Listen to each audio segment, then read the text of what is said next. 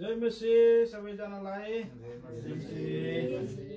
ल प्रभुलाई धन्यवाद होस्। यो वर्षको अन्तिम क्षणमा फेरि हामी तपाईहरुको माझमा यो जिउँदो पानी 70 भंगालो वर्ष 18 को जनवरीदेखि मार्चसम्मको यो पूर्णाङ्क 70 हामी लिएर आएका छौं। हामी कफरनहुमवासी है कुवेतमा खाडी मुलुकमा भए तापनि यो जिउँदो पानी चाहिँ पढ्न पाउँदा साह्रै खुसी लागेको छ। त्यसकारणले गर्दा हामीले यो यात्रा चाहिँ यो लकडाउनदेखि सुरु गरेका थियौं। फेब्रुअरी मार्चदेखि मार्च अप्रिलदेखि होला है। तर प्रभुले 7 महिनासम्म निरन्तर साथ दिने भए संसारको विभिन्न ठाउँदेखि है प्रभुको जनहरूलाई मण्डलीमा गइकन प्रयोग गर्नुभयो। अब यो चाहिँ यो सालको अन्तिम जिउँदो पानी पढाइ हो। यसकारणले गर्दा अब हामी तपाईको साथमा यो जिउँदो पानी आज भोलि अनि पर्सि हामी पढ्नेछौँ। हाम्रो लागि प्रार्थना गरिदिनुहोस् अनि हाम्रो साथमा तपाईँ हुनुभयो भने तपाईहरु पनि आशीषकान बन्नुहुनेछ है। अब हामी यो पढ्नुभन्दा अगाडि सानो सूचना, यो जिउँदो पानीको 81 भंगालो पनि अनलाइनमा आइसकेको छ र तिनीहरुले तपाईले सब्स्क्राइब गरिसक्नु भएको छ। तपाईले वेबसाइटमा गएर हेर्न सक्नुहुन्छ। अनि जतिजनाले गर्नु भएको छैन तपाईले यहाँ दिएको सम्बन्धित नम्बर छ, 4 जना 5 जना नम्बर छ। त्यसमा कसैलाई पनि तपाईले जसलाई तपाईलाई सजिलो हुन्छ त्यसलाई गइकन तपाईले कन्ट्याक्ट गरेर आफ्नो सब्स्क्राइबको निम्ति सहयोग दिन सक्नुहुन्छ। अनि साथै यदि तपाई संसारको विभिन्न ठाउँमा हुनुहुन्छ, आफ्नो जीवन साक्षीहरू, कविताहरू अनि सेवकाईको बारेमा अनि कुनै पनि कुराहरू आफ्नो महिमाको निम्ति तपाईले कुनै पनि लेखहरू आर्टिकल लेख्नु भएको छ भने हामीलाई यो दिएको नम्बरमा तपाईले हामीलाई सम्पर्क गरेर तपाईले पठाउनु भयो भने हामी जिउँदो पानीमा तपाईको आर्टिकल राख्ने हामी प्रयास गर्नेछौँ है। हुन्छ, अब हामी यो 70 भंगालो पढ्नुभन्दा अगाडि हामी साथीको लागि प्रार्थना गरौँ है। विश्वासयोग्य धर्मी अति नै करुणामय परमेश्वर, तपाईँको बढाइ गर्छौँ। तपाईँ हाम्रो बीचमा आज 2020 सालभरि यो अन्तसम्ममा तपाईँले ल्याउनु भएको छ। तपाईँको प्रतिज्ञा तपाईँले व्यवस्था 7:21 पद अनुसार जो हाम्रो मण्डली कफरनहुममा दिनुभएको थियो, भयोग्य नहो म तिमीका भएको परमेश्वर म तिमीको साथमा छु भनिकन तपाईँले प्रतिज्ञा गर्नुभएको कारणले गर्दा आज यो दिनसम्म तपाईँले सहायता गर्दै समाज ल्याउनु भयो। अनि वर्षको अन्तिममा आएर पनि हामीले यो जिउँदो पानी पढ्ने मौका तपाईँले दिनुभएको छ। हामी धन्यवाद दिन्छौँ। अब यो जिउँदो पानी पढ्नमा तपाईँको स्वास्थ्य जतिजना यहाँ छन् सबलाई तपाईँले सहायता गर्नुहोस्। अनि यसरी पढ्नुपर्छ, आफ्नोद्वारा विषय गर्नुहोस्, शुद्ध शब्दहरू ठिक उच्चारण हामी गर्न सकौँ र तपाईँको आज प्रभु स्वास्थ्य जतिजना संसारको विभिन्न ठाउँदेखि सुन्नेवाला छन् यहाँले अनुग्रह पाउन सकुन्। तपाईँको वचनलाई तपाईँको मार्ग निर्देशलाई आज ठिक प्रकार सुनिकन तपाईको नाउँको महिमा गर्न सकुन् प्रार्थना छ। अब हामी पढ्न तपाईको आशीष गर्न चाहन्छौँ। जसरी आज प्रभु इजरायलले व्यवस्था पुस्तकलाई पढिकन आज धेरैजनालाई सुन्ने र आशीष काम गर्न सके। इजरा 8:1 पद अनुसार सोही प्रकारले तपाईँले हामीलाई आशीष काम बनाउनुहोस् प्रार्थना छ। अनि प्रकाश 1:3 पद अनुसार सुन्नेहरू अनि पढ्नेहरू र पालन गर्नेहरू चाहिँ धन्यका हुन्। यसकारण प्रभु तपाईँले हामीलाई सहायता मात्रै गर्ने काम सुन प्रार्थना गर्दै धन्यवाद छोडो बिन्ती प्रार्थना प्रभु येशू मसीहको पिता सुनिसिन गर्नुहोस्। आमेन। अब सुरु गर्नुभन्दा अगाडि मैले परिचय दिन भुलिहालेको छु। परिचय चाहिँ हाम्रो भाइ यता जबुत लेप्चा हुनुहुन्छ एल्सादाई कालिम्पोङबाट। अनि उहाँको बहिनी हुनुहुन्छ सरनाम अनि नानी जिसेलको साथमा है। जेम्से गर्नु ल, जेम्से गर्नु ल।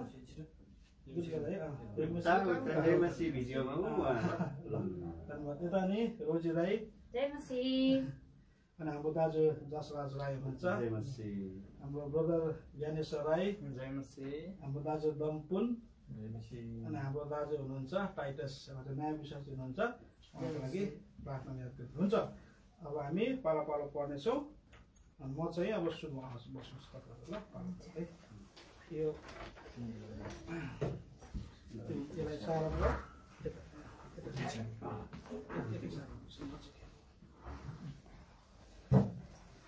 यो म्युजिक चाहिँ लाग्यो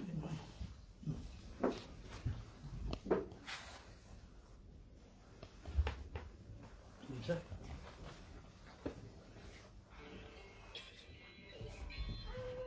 कस्तो आउँछ म्युजिक हेर्नुहोस् है।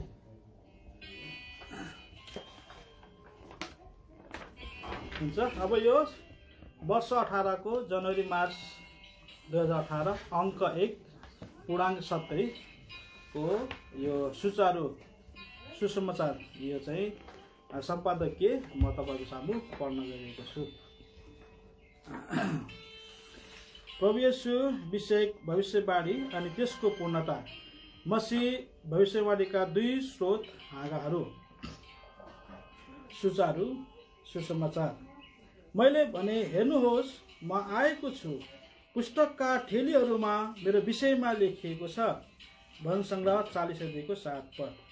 येशूको गवाई चाहिँ भविष्यवाणीको आत्मा हो। प्रकाश 19 अध्यायको 10 पद। मोसाको व्यवस्था, भविष्यवक्ताहरू र भजनका पुस्तकहरूमा मेरो विषयमा जे लेखिएका थिए ती सबै कुराहरू पूरा हुनुपर्दछ। लुका 24:44 पद। अनि उहाँले मोसा र सबै भविष्यवक्ताहरूबाट सुरु गरेर सबै पवित्र शास्त्रहरूमा आफ्ना विषयमा कुराहरूको अर्थ तिनीहरूलाई खोलिदिनुभयो। लुका 24 अध्यायको 27 पद। सबै भविष्यवक्ताहरूले उहाँकै विषयमा गवाई दिन्छन्। प्रेरित 10 अध्यायको 43 पद। भविष्यवक्ताहरूसित जीवित परमेश्वर नबोल्नु भएको कालखण्डलाई मानव इतिहासमा शून्य अनि अन्धकार युग भनेर मानिएको छ। यो कालखण्डलाई करिब 400 वर्षको अन्तरालभित्र व्यतीत भएको मानव इतिहासले मानिलिएको छ। तथापि यो भयानक शून्य कालखण्ड अघि अनि त्यसपछि पनि मुक्तिदाता येशू ख्रीष्टको आगमन अर्थात् उनको मानव अवतरित जन्म, मृत्यु, पुनरुत्थान अनि दोस्रो आगमन बारे बाइबलमा 353 चोटि भविष्यवाणी गरिएको देखिन्छ। युग युगान्तर पुस्ता बितेर गइरहेछ। धेरै मध्ये थोरैले मात्र पत्याए। संसार आफ्नो धुरीमा घुमिरहेछ। मानव इतिहासले आफ्नो क्रमका परिच्छेदहरूमा नयाँ नयाँ अध्यायहरू थप्दै लगिरहेछ।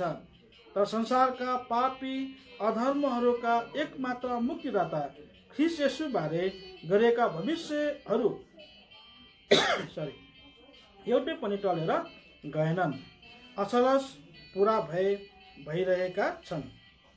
ख्रीष्ट विश्वासी मण्डलीले प्रचार गरिरहेको सुसमाचारको मूल आधार त्यही हो र हुनुपर्छ।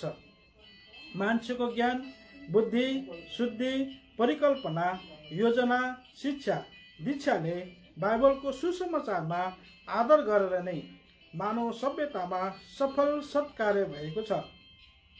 सुसमाचार प्रचारको दर्शन बिनाको मण्डली आफैमा बन्जर भूमि जस्तो हो, जहाँ आत्मिक हरियाली छँदै छैन। ख्रीष्टको सुसमाचार बिनाको मण्डली संसारको अघि हाँसो र उपहासको पात्र मात्र हो। मरेर पानीले विपरीत दिशातिर बगाइरहेको कुहुन लागेको माछा सरह हुनेछ। बिना सुसमाचारको मण्डली अविश्वासी र नपत्याउनेहरूका अनगिन्ती पुस्ता बितेर मट्टीलिप्त भए। तर हरेक पल क्षण बाइबलको वचन पूरा भएरै छोड्यो।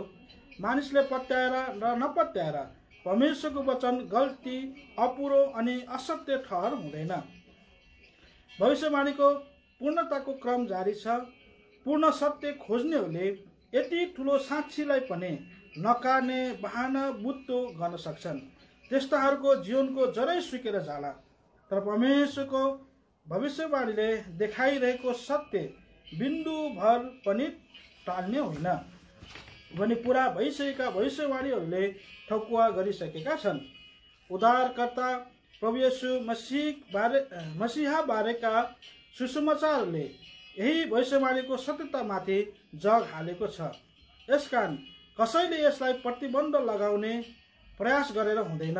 यो कुनै बहुसङ्ख्यकका राय र सहमति अनि निरङ्कुश तन्त्रले छेकेर राख्ने कुरा होइन। यदि त्यस्तो विपरीत परिस्थिति आउँदैछ भने मण्डलीले पनि खुल्ला सुसमाचार प्रचारको परम्पराभन्दा फरक र अझ सशक्त विविध माध्यम संयन्त्रयुक्त झरीझुट्ट ढङ्ग ढाँचाले सुसमाचारको तुरही बजाएर संसारलाई आशाको गढतिर अगुवाई गर्नै पर्छ। हुन्छ, मैले यो सम्पादकीय पढ्न सके। अब हामी यो 13औं वर्ष शिखरै हामी पढ्न सक्छौँ।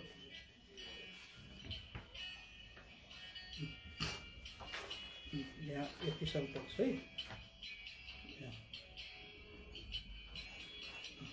हाम्रो ब्रदर ज्ञानेश्वरले यो 13औं पर्वत शिखर चाहिँ पढ्नुहुन्छ।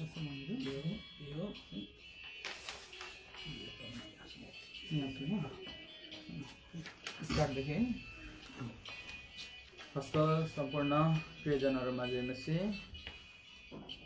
यहाँ हामीले चाहिँ आज पूर्णाङ्क 70 बाट हामीले चाहिँ पढ्दैछौँ। यहाँनिर 13औं पर्वतका शिखरहरू भनेर यहाँ शीर्षक छ। ल त पढ्नेछु म। तर तिनीहरू चुप रहे, उनलाई एक शब्द पनि जवाब दिएनन्। उनलाई जवाब नदिनु भन्ने राजाको आज्ञा थियो। यशाया 26:3। असुरका राजा एक ठुलो सैन्य दल र हतियारका साथ यहुदाका सबै पर्खालहरूले भरिएका सहरहरूको विरुद्धमा उठी आए। एक पद उनी अत्याधिक सेनाहरू लिएर आए र पर्खालले घेरिएका धेरै सुरक्षित सहरहरूमाथि चढाई गरेर तिनीलाई कब्जा गरे। एकदम विश्वास र घमण्ड साथ उनले आफूलाई उचाल्दै कुरा गरे। उसलाई विजयको यति निश्चित थियो कि उसले भन्यो, यदि इस्राएलीहरूले आफ्ना घोडाचढीहरू चढाउन सक्छन् भने 2000 घोडा दिन्छु। भयानक बाढी जस्तै गरी शत्रु हाम्रो विरुद्धमा आउँछन्। जब हामी आफैमाथि भरोसा राख्न थाल्यौं, हामी निश्चय नै परीक्षा वा पापमा फस्छौं। शैतान कहिले काहीँ गर्जने सिंह झैं हाम्रो वरिपरि घुम्छ। कहिले काहीँ ज्योतिर्मय स्वर्गदूतको वेशमा आउँछ र परमेश्वरका जनहरूलाई धोका दिन्छ। अब विजयको कुनै आशा नै छैन भनी हामी सोच्छौं अनि हामी त्यसैमा फसिजान्छौं। तर हिजकियाले भने, एकै शब्द पनि नबोल्नु। हामीमाथि अप्ठ्यारो परिस्थितिहरू आइपर्दा संसारका मानिसहरूले हामीलाई खिसी गर्छन्। जब हामी हाम्रा मुक्तिदातामाथि भरोसा पर्छौं, शैतानले हाम्रो परीक्षा गर्छ। संसारका मानिसहरूले हामीलाई ठट्टामा उडाउँछन्। उनीहरू यसो पनि भन्न सक्छन्, तिमीले अहिले तिम्रा मुक्तिदाताको विषयमा कुरा गरिरहेका छौ, तर हामी हेर्छौं उनले तिमीलाई सहायता गर्छन् कि गर्दैनन्। संसारका मानिसहरूले विश्वासीहरूलाई ठट्टा उडाउँदा धेरैले उनीहरूको विषय र उद्धारको आनन्दलाई गुमाइ पठाएका छन्। परमेश्वरको वचनद्वारा हामी जान्दछौं कि हामीलाई धोका दिन र परीक्षा लिन शत्रु निश्चय नै बाढी जस्तै गरी आउँछ। तर हाम्रा राजाले भन्नुहुन्छ, कुनै जवाफ नदेऊ। यो नै हाम्रो हतियार हो। शत्रुलाई पराजित गर्नका निम्ति हामीलाई कुनै पनि संसारिक हतियारको आवश्यकता पर्दैन। शैतानलाई संसारिक हतियारद्वारा पराजित गर्ने कोसिस गर्दा धेरैजनाले धोका खान्छन्। 2 कोरिन्थी 10:4। यसो गर्नुको साटो बरु चुपचाप सहित प्रभुको बाटो हेर्नुहोस् र परमेश्वरबाट यसको जवाब पाउनुहोस्। यहोशूको समयमा इस्राएलीहरूले यरीहोलाई कसरी जिते सो सम्झना गर्नुहोस्। यहोशू 6:1-6 पद। यरीहोको पर्खाल अग्लो र मजबुत थियो। यरीहोका मानिसहरूलाई देख्दा इस्राएलीहरू भयभीत भए, किनकि तिनीहरू इस्राएलीहरूभन्दा बलिया थिए र तिनीहरूसँग प्रशस्त हतियारहरू थिए। तर जुन हतियारहरू परमेश्वरले इस्राएलीहरूलाई दिन लाग्नु भएको थियो, तीद्वारा उनीहरूले निश्चय नै शत्रुलाई पराजित गर्न सक्नेछन् भनी परमेश्वरले उनीहरूलाई भन्नुभयो। माफ गर्नु होला, अलिकति जिब्रो लटपटेको। उनीहरूले केवल उहाँको निर्देशन सुन्नु र पालना गर्नु पर्थ्यो। परमेश्वरले उनीहरूको ठट्टालाई मानिसहरूलाई व्यवस्था गर्दै यरीहोको पर्खाललाई फन्को मार्नु भनी भन्नुभयो। 7औं दिनमा तिनीहरूले तुरैहरू फुकेर चिच्याउनु पर्थ्यो। तिनीहरूले भन्न सक्थे, चिच्याएर पनि कतै यति विशाल पर्खाल ढल्न सकिएला र? यो एउटा रहस्य हो। तर जब तिनीहरूले परमेश्वरले भन्नुभएझै गरे, त्यो पर्खाल ठेक समय गर्लम्मै ढल्यो। भुइँचालो आउँदा पनि कुनै ढुङ्गा दाहिनेतिर लड्छ, कुनै देब्रेतिर। मलाई याद आउँछ कोइटामा भुइँचालो आउँदा त्यहाँ जताततै तहस नहस भएका सरसामग्रीहरूको थुप्रो लागेको थियो, जसले गर्दा हिँड्न समेत गाह्रो भएको थियो। तर पवित्र शास्त्रले भन्दछ कि यही यरीहोको पर्खाल यस्तो समतल भएर ढल्यो कि इजरायलीहरू सजिलैसँग सिधै अघि बढेर त्यसमाथि हिँड्न सके। परमेश्वरले हामीलाई यहाँ यसो भनिरहनु भएको छ, शैतानमाथि विजय हासिल गर्न संसारिक हतियार प्रयोग नगर, केवल परमेश्वरको आवाज सुन्दा र प्रार्थना गर्दा मात्रै तपाईले के गर्नुपर्ने हो सो उहाँले बताउनुहुन्छ। अनि तपाईले शत्रुलाई दिन प्रतिदिन हराउन सक्नुहुन्छ। शत्रु जस्तो सुकै भयानक तलवारले तपाईको विरोधमा उठे तापनि विश्वास सहित प्रार्थना गर्नुहोस् र भन्नुहोस्, प्रभु, म केवल तपाईको सामर्थ र विजयमाथि भरोसा राख्छु। प्रभु, अब मलाई भन्नुहोस्, शत्रुको विरुद्ध मेरो हतियार कसरी प्रयोग गरौं? परमेश्वरले कुनै न कुनै प्रकारले तपाईलाई प्रोत्साहन दिन, शक्ति दिनका लागि पवित्र शास्त्रका वचनहरू देखाउनुहुन्छ। कसरी यो सानो पदद्वारा शैतानलाई पराजित गर्न सकिन्छ भन्ने यो एउटा अचम्मको कुरा हो। मलाई सम्झना छ, धेरै वर्ष अघि म भारत फर्कदा मेरा बाबु आमा मलाई बम्बईमा भेट्न आउनुभयो। मेरी आमाले रुँदै भन्नुभयो, तिमी केही दिनका लागि भएर पनि किन घर आउँदैनौ? तर मैले इन्कार गरे, किनकि प्रार्थना गरे, बाइबल पढे तापनि आफू क्रिस्चियन भएको कुरा गुपचापमा राख्नु भनेर उहाँहरूले मलाई भन्नुभएको थियो। जब मैले यो कुरा इन्कार गरे, उहाँहरू मलाई त्यही एक्लै छाडेर जानुभयो। म उहाँहरूलाई बिदा दिन स्टेसनसम्म गएँ। मेरी आमा ज्यादै रोइरहनु भएको थियो। उहाँले मलाई बारम्बार यही भनिरहनु भएको थियो, तिमी मेरा जेठा छोरा हौ, तिमी किन घर आउँदैनौ? मैले केही बेर सोचे, उहाँहरूको साथमा जानु कि नजानु भन्ने परीक्षा मेरो निम्ति अत्यन्तै कठिन थियो। मैले सोचे, जे भए पनि उनी मेरा आमा हुन्, म माथि उनको अधिकार छ। यदि म उनीहरूसित गए भने निश्चय नै म उहाँहरूलाई प्रभुमा खिच्न सक्छु। यस प्रकारले शैतानले मलाई आँसुद्वारा ठग्छ, धोका दिन्छ। ठिकै छ, म तपाईको साथमा जान्छु भनेर मैले भन्नै आँटेको थिएँ।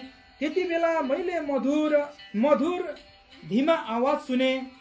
हलोमा हात राखे र पछाडि हेर्ने कुनै पनि मानिस परमेश्वरको राज्यको निम्ति योग्यको बन्न सक्दैन। यो पदले मलाई कति ठुलो परीक्षादेखि बचायो। त्यसपछि मैले आमालाई भने, म दुखित छु, तर म आउन सक्दिन। मैले प्रभु येशू ख्रीष्टलाई नै पहिलो स्थान दिनुपर्छ। उहाँ मेरा सृष्टिकर्ता र मेरा मुक्तिदाता हुनुहुन्छ। मेरो सानो आज्ञाकारिताको कारणले पछिबाट परमेश्वरले मेरो सम्पूर्ण परिवारमा नै काम गर्न थाल्नुभयो। जब तपाईँ कठिन परीक्षामा हुनुहुन्छ तब कि त पवित्र शास्त्रको कुनै वचन तपाईको स्मरणमा आउँछ, कि त बाइबल पढ्दै जाँदा कुनै न कुनै पदद्वारा परमेश्वर तपाईसित बोल्नुहुन्छ। होशियार बस्नुहोस्, संसारिक हतियारहरू प्रयोग गर्न लगाएर शैतानले तपाईलाई धोका दिन सक्छ। परमेश्वरको शान्तिलाई कायम राख्नुहोस्, किनकि आन्तरिक शक्तिले मात्रै शैतानलाई पराजित गर्न सकिन्छ। रोमी 16:20। परमेश्वरको बाणी सुन्दा आन्तरिक शान्ति पाइन्छ। तब शैतान चाहे बाढीको रूपमा आओस्, चाहे गर्जने सिंहको रूपमा या ज्योतिर्मय स्वर्गदूतको भेष धारण गरेर आओस्, हामी त्यसलाई सहजै पराजित गर्न सक्छौं। 14औं पर्वत। अनि हिजकियाले ती दूतको हातबाट पत्र लिए र त्यो पढे अनि हिजकियामाथि परमप्रभुको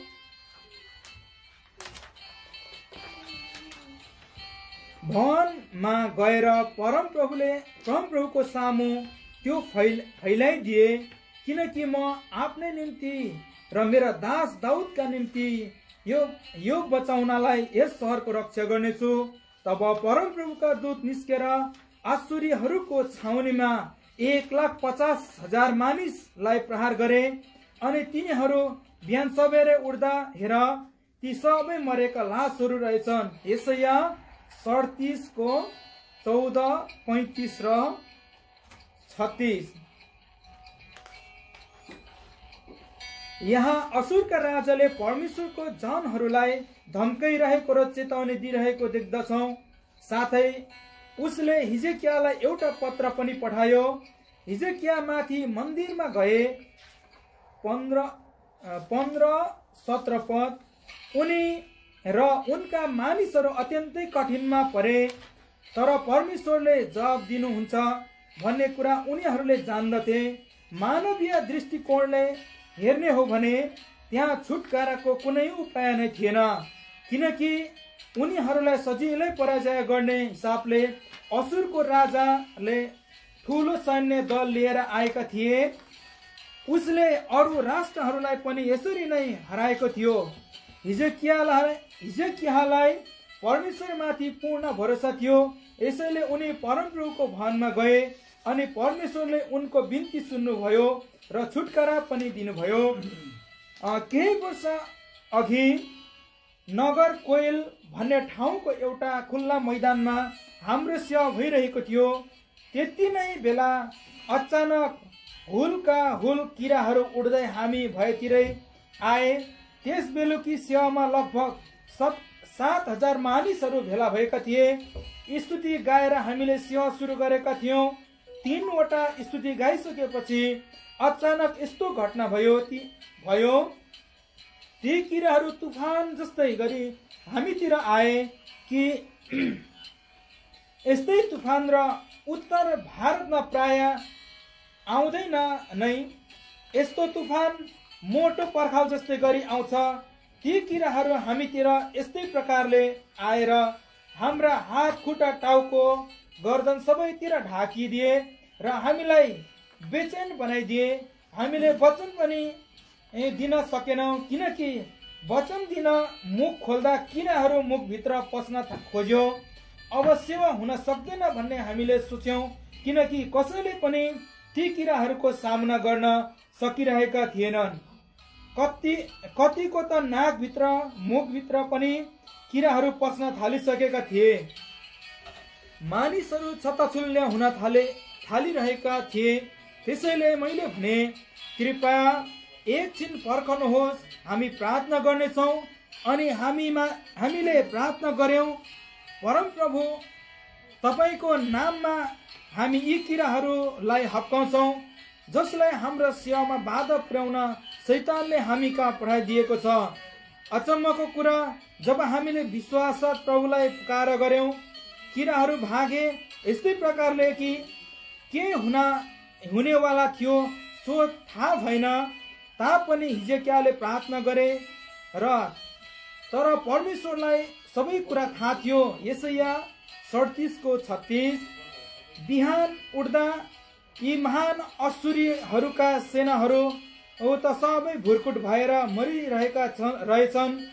यस घटनाद्वारा हामीले यो कुरा सिक्न सक्छौँ कि जब शत्रुले हामीलाई विभिन्न प्रकारले आक्रमण गर्छ, तब हाम्रो साथमा एउटा हतियार छ, त्यो चाहिँ घुँडा टेकेर प्रभुलाई प्रार्थना गर्नु हो। हामी प्राय घुँडाको बदलामा जिब्रोलाई प्रयोग गर्छौँ। जिब्रो भन्दा घुँडाले धेरै सहायता गर्न सक्छ। यदि हामीले हाम्रा घुँडाहरूलाई पर्याप्त मात्रामा प्रयोग लगाउन जान्यौँ भने स्वर्ग खुलेको अनुभव गर्न सक्छौँ अनि शत्रुहरूले हाम्रो विरुद्धमा प्रयोग गर्ने आँधीलाई पराजित गर्न सक्छौँ। 15औं प्रभात शिखर। तब हिजकियाले आफ्नो मुख भित्तापट्टि फर्काएर परमप्रभुलाई प्रार्थना गरे अनि म तिमीलाई र यस सहरलाई असुरको राजाको हातबाट छुटाउने छु अनि म यस सहरको रक्षा गर्नेछु। यशाया 35:2-6। यस्तो समय पनि आउँछ, कोही बेला हामी सिकिस्त बिरामी अवस्थामा पनि पुग्न सक्छौँ, जबसम्म हामी यी मोटो नाटोको शरीरमा रहन्छौँ तबसम्म हामी अनेकौं प्रकारका रोग बिमारीहरूको शिकार बनिरहेका छौँ। तर हामीले परमेश्वरको सुरक्षा र चङ्गाईलाई दाबी गर्न सक्छौँ। प्रभुले चङ्गाईका स्पर्शहरू लिएर आउनु भएको मलाई अनेकौं यस्ता अवसरहरू याद छ। प्रभुको आफ्नै शक्ति र हामीले उहाँलाई सरल विश्वासका साथ पुकारा गर्नुपर्छ, जसरी हिजकियाले पुकारा गरे र परमेश्वरले उसको पुकारा सुन्नुभयो। एक समय मैले उत्तर भारतमा अंग्रेज सिपाहीहरूको लागि सेवा सञ्चालन गर्ने वचन दिएँ। त्यो बेलुकी मलाई आगोको भुङ्रो जस्तै ज्वरो आयो, त्यसैले म उठ्न पनि सकिनँ। मैले यसो भनेर पत्र लेख्न चाहे, मलाई अत्यन्तै ज्वरो आएकोले म सो सेवा सञ्चालन गर्न आउन सक्दिनँ। तर यसो गर्न परमेश्वरले मलाई स्वतन्त्रता दिनु भएन। मैले 4-5 वटा कोसिस गरेँ, तर मेरो मनमा कति पनि चाहिनु भएन। त्यसैले मैले आफैलाई रोक्न सकिनँ।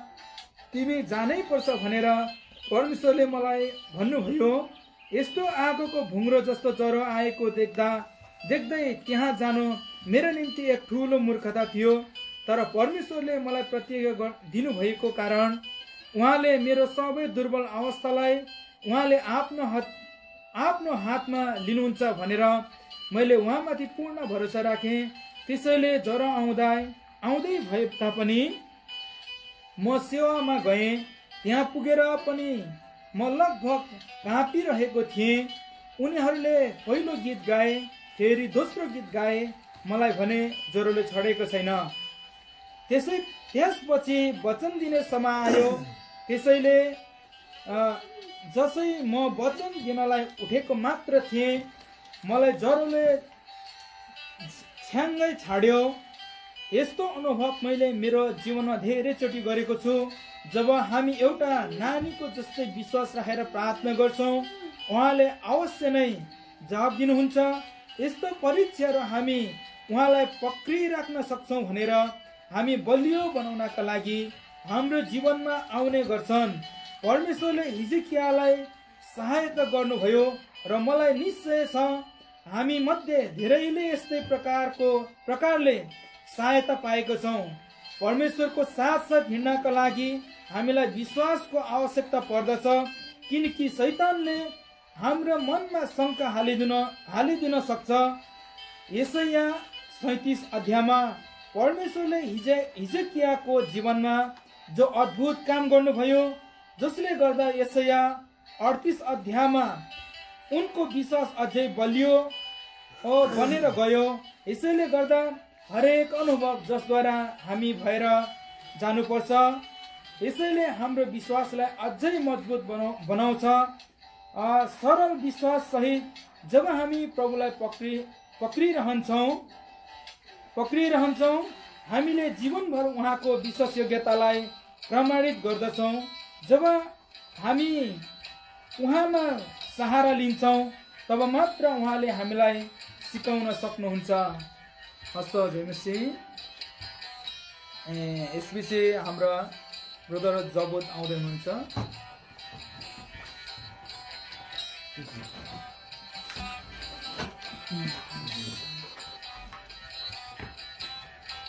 जयमसी संसारका सबै प्रियजनहरूलाई म जबोत एलसीलाई कालिम्पोङबाट प्रेमी जयमसी के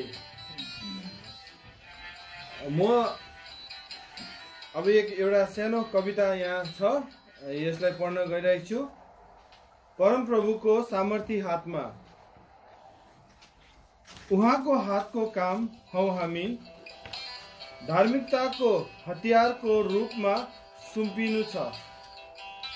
मालिकको हातमा समर्पित भई उहाँको हत्केलामा खोपिएको थाहा गर्नु छ। उहाँको हातका काम हौ। उहाँमा सारा जीवन अर्पित गर्नु छ। प्रवासी जीवन स्मरण गरी एक असल योद्धा बन्नु छ। रणभूमिमा रहेका एक सिपाही हौ हामी। धार्मिकताको हतियार धारण गरी उहाँको सामर्थी हातमा सुम्पिनु छ। फराओको घोड चढी रथ र सेनालाई नहेरौं हामी। हाम्रो युद्ध विजय प्रभुको हातमा छ। प्रभुको सामर्थी कामलाई हेरौं हामी, किनकि शैतान हार खाइसकेको छ। केवल प्रभुको सामर्थी हातमा सुम्पी हामी उहाँको धार्मिकताको हातले डोराउनु हुन्छ। सेनाको आत्मिक पोसाक धारण गरी आत्मिक पथमा रहनु छ। धार्मिकताको कवच धारण गरी एक विजय जीवन जिउनु छ। आफैलाई प्रभुको सामर्थी हातमा सुम्पी उहाँको अनुग्रहको छहारीमा रहनु छ। परम प्रभुको सामर्थी हातमा पाइनु छ। सारा लिम्बूद्वारा लेखिएको यो कविता। अब म पछि शबाना बहिनी आउनुहुँदैछ, मेरै मिसेस।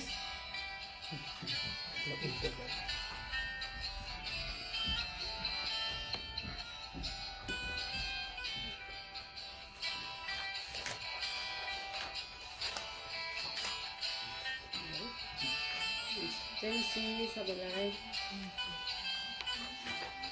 प्रत्येक पेन्टेकोस्टको चाड आइतबार पर्दैन। ती 7वटा हप्ताहरूको गन्ती कसरी सुरु हुन्छ र टुङ्गिने रहेछ? 2वटा तालिकाहरूबाट म तपाईहरूलाई अझ स्पष्ट पार्न चाहन्छु। यहाँ हामीसँग 2वटा तालिकाहरू छन्। तालिका संख्या 1 57 72 हिब्रूमा, 20 21 अङ्ग्रेजीमा। हप्ताहरूका चाड तालिका संख्या 2 57 73 हिब्रूमा, 20 13 अङ्ग्रेजीमा। हप्ताहरूको चाड तालिका संख्या 1 मा निसान महिनाको 16औं दिन अथवा तेत्र जाइन निसान 57 72 र 8 अप्रेल 20 12 आइतबारबाट गन्ती गर्न सुरु गरिएको छ। अनि तेस्रो महिनाको 5औं दिन वा हे सिवान 57 72 26 मे 20 12 शनिबार टुङ्गिएको छ। अब तपाईहरूले नेपाली अङ्कहरूलाई पनि ध्यान दिनुहोस् त 16औं तेज जाइन निसान 57 72 र 8 अप्रेल 20 12 आइतबार अङ्क 1 बाट सुरु भएको छ। अनि तेस्रो महिनाको 5औं दिन वा हे सिवान 57 72 र 26 मे 2012 शनिबार 49 अङ्कमा टुङ्गिएको छ। त्यसको भोलिपल्ट वा तेस्रो महिनाको 6औं दिन अर्थात् वाव सिवाव 27 मे आइतबारको दिन सन्नाथ 57 72 को खाक सबुओत वा सन् 2012 को हप्ताहरूको चाड पेन्टिकोस्ट अथवा 50 दिन किन आइतबारबाट गन्ती गर्न सुरु गरियो? किनभने शनिबार निस्तार चाडको विश्राम दिन अथवा 15औं शनिबार निस्तार चाडको विश्राम दिन अथवा 15औं तेस्रो बाव निसान तेस्रो र आइतबार चाहिँ निस्तार चाडको विश्राम दिनको भोलिपल्ट वा 16औं 13 जाइन निसान थियो। तालिका संख्या 2 वा पनि 16औं 13 जाइन निसान 57 73 र 27 मार्च 2013 बुधबारबाट गन्ती गर्न सुरु गरिएको छ। अनि तेस्रो महिनाको 5औं दिन वा हे सिवान 57, 73 र 14 मे 2013 मङ्गलबार 49औं अङ्कमा टुङ्गिएको छ। त्यसको भोलिपल्ट अर्थात् तेस्रो महिनाको 6औं दिन वा वाउ सिवान 15 मे बुधबार सन्नाथ 57, 73 को खाग सबुओठ वा सन् 2013 को हप्ताहरूको चाड पेन्टिकोस्ट अर्थात् 50 दिन तालिका संख्या 2 वा बुधबारबाट गन्ती गर्न सुरु गरिएको छ। किनकि मङ्गलबार निस्तार चाडको विश्राम दिन अर्थात् 15औं 13 वा निसान थियो अनि बुधबार चाहिँ निस्तार चाडको विश्राम दिनको भोलिपल्ट अर्थात् 16औं 13 जाइन निसान थियो। अहिले हामीलाई स्पष्ट भयो कि पेन्टिकोस्ट त आइतबार मात्र नपर्ने रहेछ अथवा वार्षिक यसको सरोकार नहरने रहेछ अथवा हामी निष्कष्टको जानिकैमा आइतबार आइपुगेका छौँ र हामी भित्र रहेका प्रत्येक दुविधाहरू अवश्य पनि हटेर जानेछन्। हाम्रा सामु प्रश्न चिन्हहरू खडा हुने छैनन्। धेरै उदाहरणहरू र प्रमाणहरूका आधारमा हामीले पेन्टिकोस्टको बारेमा हामीले पेन्टिकोस्टको बारेमा जानकारी प्राप्त गर्यौं। के अझै नबुझेको हो कि कुरो छ कि नराम्रो सोचौं है। कतै चित्त नबुझेको कुनै कुरो छ भने फेरि पनि बुझ्ने प्रयास गरौं। हजुर बुझ्नै पर्ने कुरो अझै केही बाँकी छ। त्यस बारेमा स्पष्ट नभएसम्म पेन्टिकोस्टको सम्बन्धमा सकै उठ्छ। गन्तीको सुरु विश्राम दिनको भोलिपल्टदेखि यो समस्या समाधान भए पनि लेवी 23 अध्यायको 15 र 16 पदहरूमा तिमीहरूले आफ्ना निम्ति गन्ती गर्नु, 7 वटा विश्राम दिन पूरा हुन्, 7औं विश्राम दिनको भोलिपल्टसम्म 50 दिन गन्ती गर्नु। साथै लेवी 23 अध्यायको 15 पदको माथि शीर्षकका हप्ताहरूको चाड अर्थात् पेन्टिकोस्ट उल्लेख भए पनि 7 वटा विश्राम दिन पूरा हुन् र 7औं विश्राम दिनको भोलिपल्टसम्म 50 दिन गन्ती गरून्। यस भनाइले चाहिँ हामी साँच्चै नै अलमल्ल पर्दैछौँ। साथै हाम्रो दिमागको पाङ्ग्रा घटघट घुमे झै फनन घुम्छ। व्यवस्था 16 अध्यायको 9 पदको माथि शीर्षकमा हप्ताहरूको चाड पेन्टिकोस्ट मनाऊ भनिएको छ। तिमीले आफ्ना निम्ति 7 हप्ता गन्ती गर्नु, तिमीले 7 हप्ता गर्न सुरु गर्नु अनि आफ्नो हातको स्वेच्छा दानको सौगात चढाएर तिमीले परमप्रभु हाम्रा परमेश्वरका निम्ति हप्ताहरूको चाड मनाउनु अथवा 16 अध्यायको 9 र 10 यहाँ चाहिँ हामीले शीर्षक सुहाउँदा पदहरू पाउँदछौँ। यसो भए के ती दुई ठाउँमा उल्लेख भएका कुराहरू फरक हुन् त? कदापि होइनन्। यिनीहरूले एउटै विषय वस्तुलाई नै लक्षित गरेका छन्, तर यी दुई ठाउँमा फरक अर्थ लागेको भाग हुन्छ। अब त्यो रहस्यलाई पनि हामी स्पष्ट पार्दछौँ।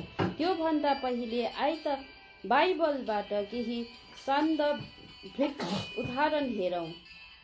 दासत्वको घर अथवा मिश्र देशबाट इजरायलीहरू निस्केर आएको महिना चाहिँ पहिलो वा महिनाहरूको सुरु उनीहरूका लागि ठहर्याइएको छ। यो महिना चाहिँ तिमीहरूको निम्ति वर्षको पहिलो महिना हुनेछ। प्रस्थान 12:2 आबीब महिनाको आजकै दिनमा तिमीहरू निस्केर आयौ। प्रस्थान 13:4 तिमीले आबीब महिनाको तोकिएको समयमा, किनकि त्यही महिनाका महिनामा तिमी मिस्रबाट निस्केर आयौ। प्रस्थान 23:15। आबीब महिनाको तोकिएको समयमा, किनकि आबीब महिनामा तिमी मिस्रबाट निस्केर आयौ। प्रस्थान 34:18। आबीब महिना मान्नु, किनकि परमप्रभु तिम्रा परमेश्वरले आबीब महिनामा तिमीलाई राति मिस्रबाट निकालेर ल्याउनु भयो। व्यवस्था 16:1। आबीब महिना होइन, त्यो त वसन्त ऋतु हो, तर बाइबलमा आबीब महिना भनिएको कुरा हामी पाउँदछौँ। अब कुन चाहिँ ठिक हो त? यहाँ पनि हामी अलमलिँदैछौँ, तर नअत्तालियौँ। जहाँ समस्या त्यहाँ समाधानको उपाय अवश्य हुन्छ।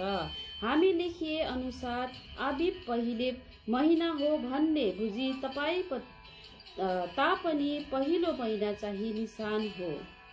त्यस तथ्यलाई एस्तारको पुस्तकबाट प्रमाणित गर्छौँ।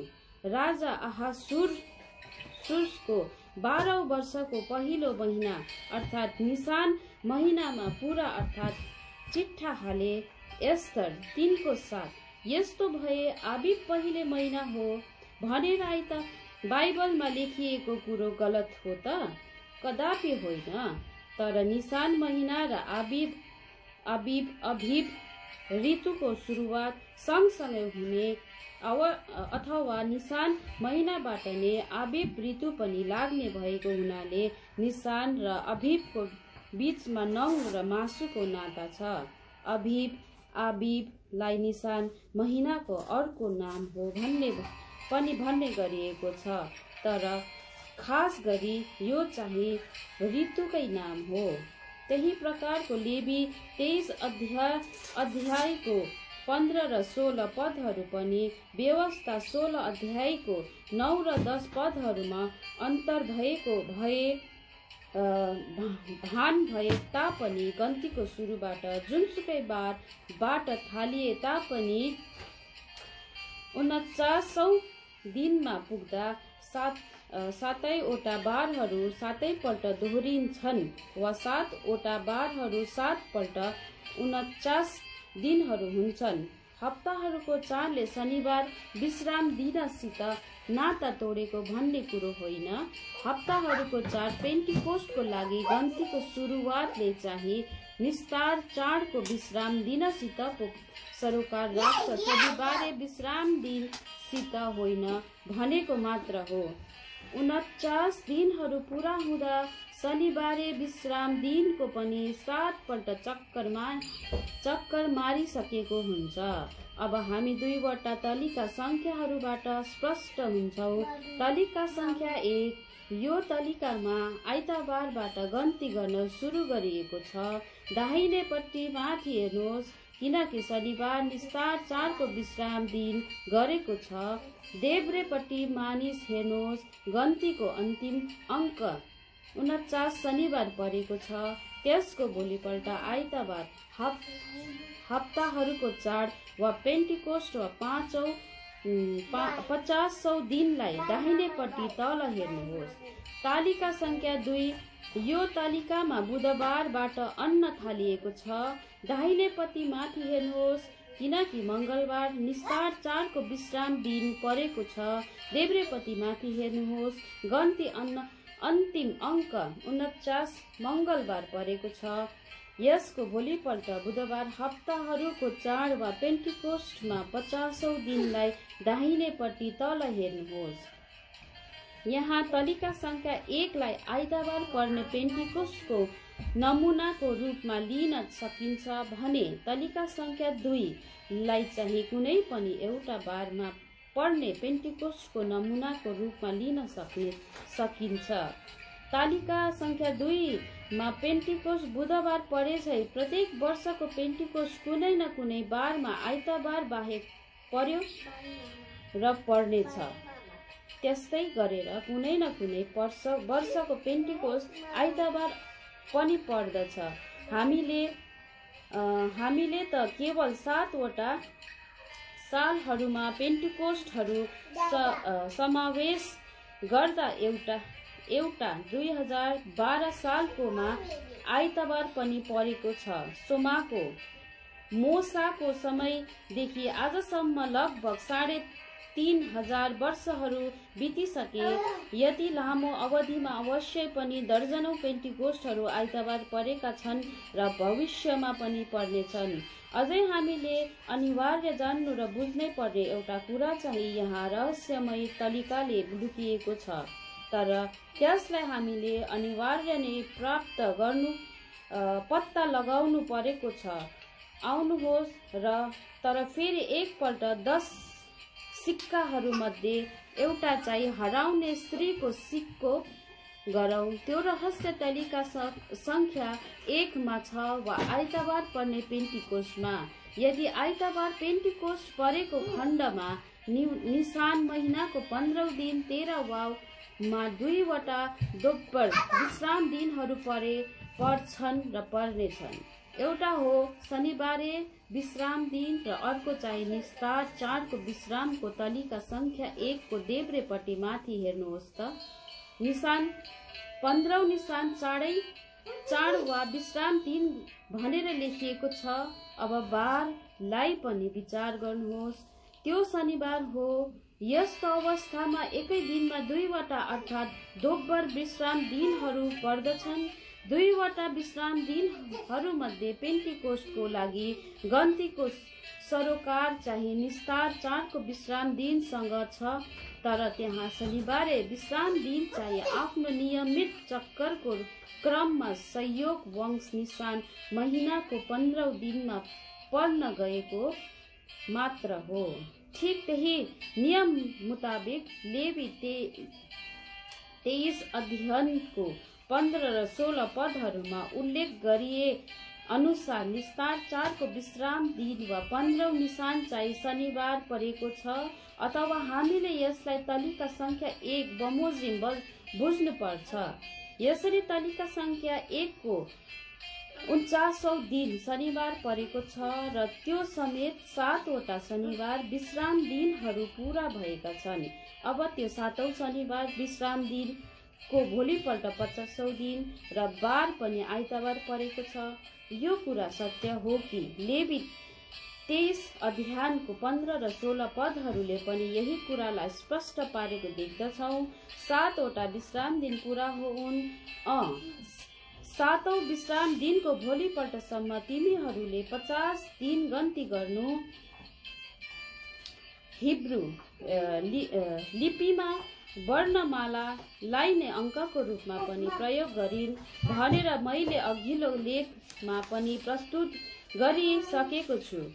यसै सम्बन्धमा यस लेखमा प्रयोगमा आएका वर्णमालाहरू चाहिँ होइन। वाव, तेप्य, वाव र तेत जाइन हुन्। हे र वाव 5औं र 6औं वर्णमाला हुन् अनि यिनीहरूले 5 र 6 अङ्कलाई संकेत गर्दछन्, तर तेत, वाव र तेत जाइन चाहिँ यहाँ 2 वटा वर्णमालाहरू एकलाई रहेर अङ्कहरूमा का अर्थ लगाएका छन्। जस्तै तेत वा निशान भनेको 15 गते वा तारिख भने झै हो र 15औं निशान भनेको पनि 15 गते वा तारिख भने झै नै हो। त्यसै गरी तेत जाइन निशान भनेको 16 गते वा तारिख भने झै हो र 16औं निशान भनेको पनि 16 गते अथवा तारिख भने झै नै हो। त्यहाँ तेत वाले 15औं अङ्कलाई र तेत जाइनले 16औं अङ्कलाई संकेत गरेको छ। कसरी? तेत 9औं वर्णमाला हो र त्यसलाई 9 वर्षको रूपमा प्रयोग गरिन्छ अनि जाइन 7औं वर्णमाला हो, साथै यसलाई 7 अङ्कको रूपमा प्रयोग गरिन्छ। अब तेत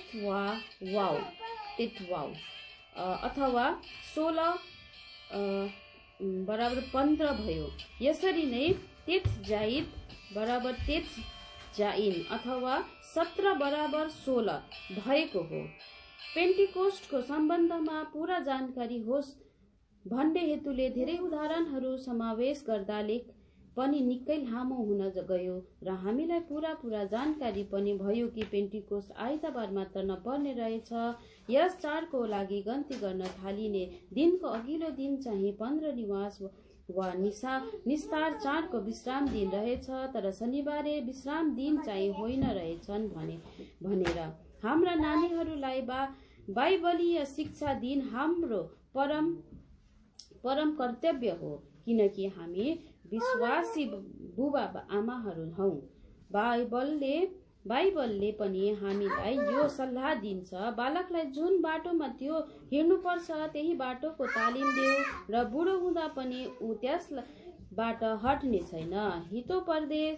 हितोपदेश 22 को छ।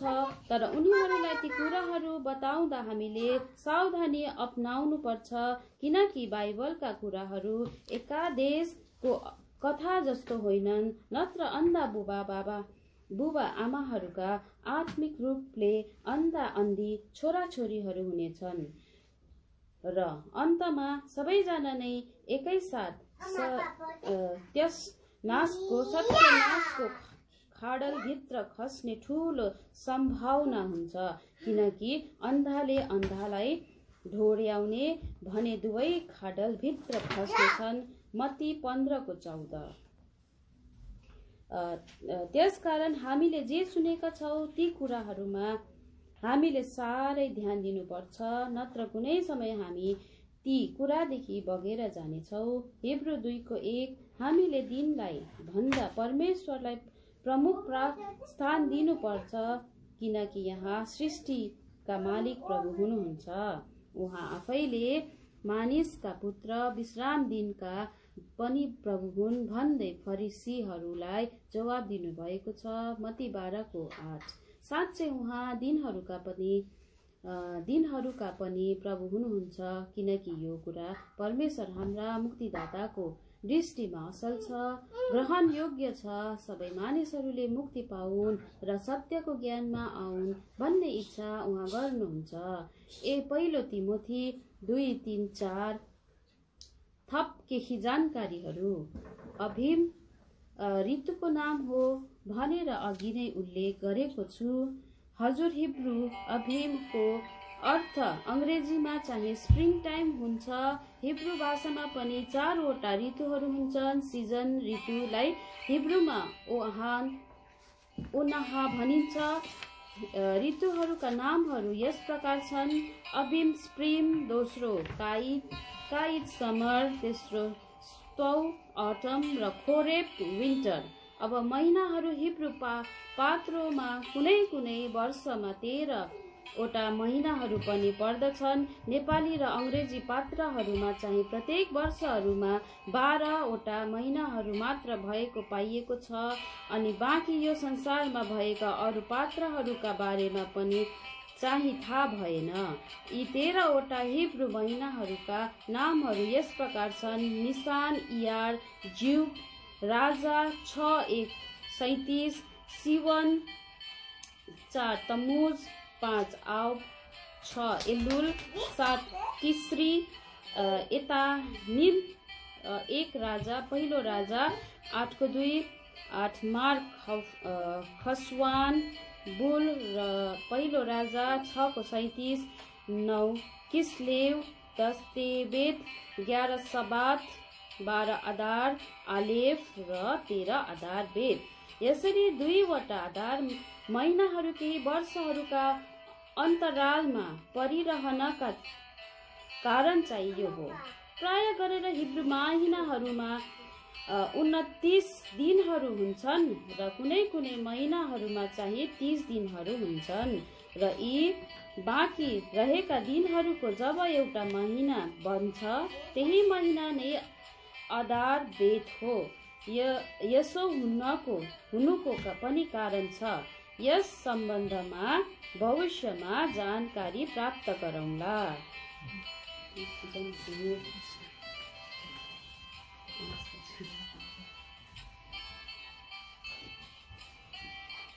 जय मसीह सबै प्रियजनहरूमा।